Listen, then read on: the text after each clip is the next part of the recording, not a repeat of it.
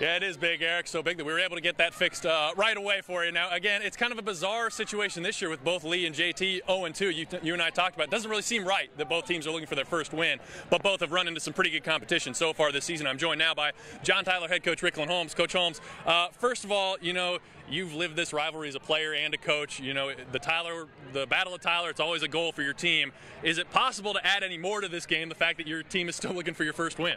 Oh, no. It's just trying to get better week in and week out, getting ready to go into our first district football game. So what we got to understand is that what preseason is all about. It's about getting better from the first week all the way to the last week of your preseason.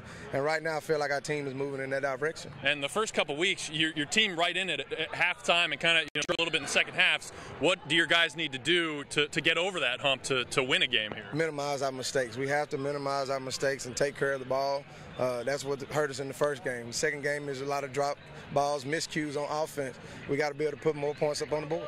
All right, Coach Holmes, thank you as always for the time. Good luck tonight.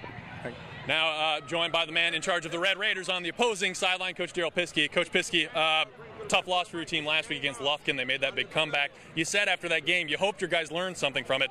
Do you know if they did yet, or can you even know until they get back on the field? Well, they handled it pretty good mentally, but these are teenagers. You really don't know until the night's over, And number one, I hope we're in that same position tonight, and then get a chance to know if they learned from it. But I think it's going to be a battle tonight. This game, this is always a huge game, obviously for your team, for both teams, of course.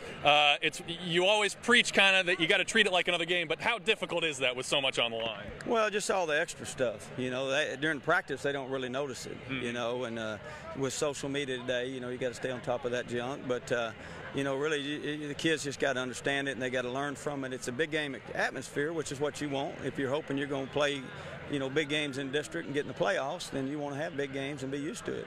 All right. Well, Coach Piske, thank you as always for the time. Good luck tonight. So, Eric, of course, we'll have plenty more here from Rose Stadium tonight. More highlights at 10 o'clock and 11 as well.